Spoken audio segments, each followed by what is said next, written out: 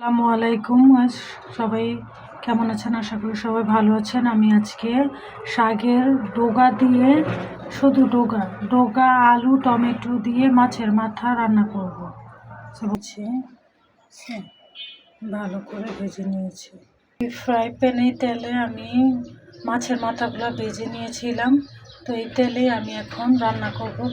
তো আমি এখানে দিয়ে দিলাম দুইটা মিডিয়াম সাইজের পেঁয়াজ কুচি, 2-3 কোয়া রসুন কুচি আর 7-8টা কাঁচামরিচ। আপনার ঝাল লবণ যেমন স্বাদ খান, ঝাল কম বেশি দিয়ে নেবেন।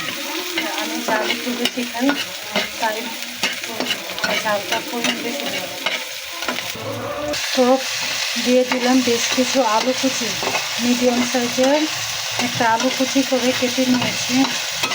আচ্ছা, দিয়ে দিচ্ছি কিছু টমেটো, অল্প একটু, 2-3টা কিছু করা টমেটো, একটু টমেটো,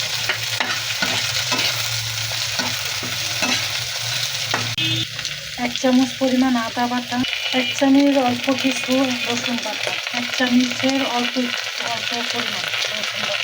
দিয়ে দেবো সামান্য একটু পানি, মশলাগুলো যেন পুড়ে না যায়, একটু পানি দিয়ে দিলাম। তো পানি দিয়ে একটু আদা রসুন দিলাম, আলু টমেটো পেঁয়াজের সাথে বেশি দেবো।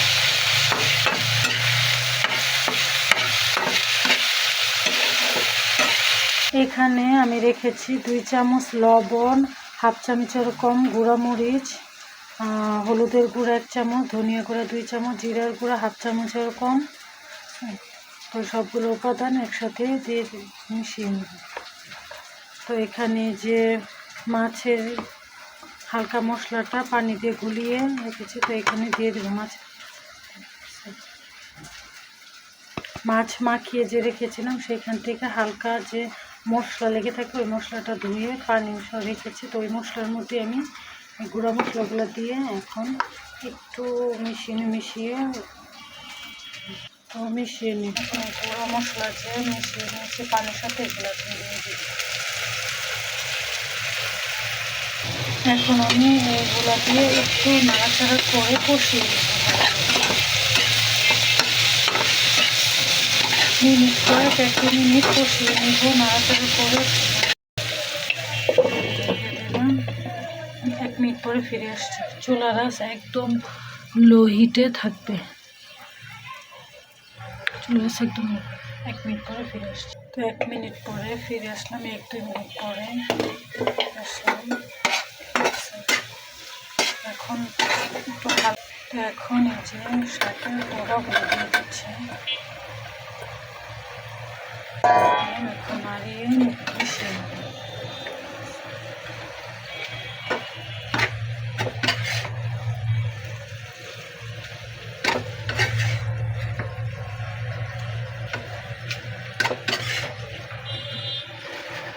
কিছুক্ষণ নাড়িয়ে ডগাগুলো মিশিয়ে নিলাম। তো এখন ঢেকে কিছুক্ষণ রান্না করব। ঢেকে দিলাম, ঢেকে চুলার আঁচ লো থাকবে। তো আমি 2-4 মিনিট পরে ফিরে আসলাম। এখন নেড়ে চেড়ে আর একটু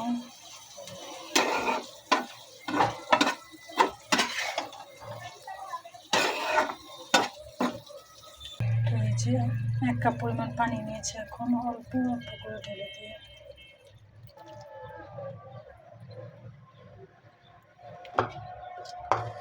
1 কাপের অল্প পরিমাণে পানি দিয়ে দিলাম। তো জলের জন্য পানি দিয়ে দিলাম, আরও ঝালের জন্য 2টা মরিচ দিয়ে দিলাম, 1/2 চামচ পরিমাণ লবণ দিয়ে দিলাম।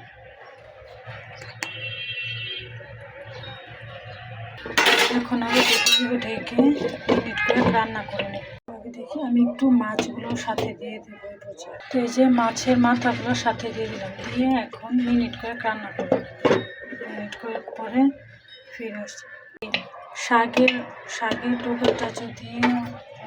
ডগা রেসিপিটা যদি আপনাদের ভালো লাগে তাহলে প্লিজ আমার ইউটিউব চ্যানেলটা লাইক করে দেবেন, সাবস্ক্রাইব করে দেবেন।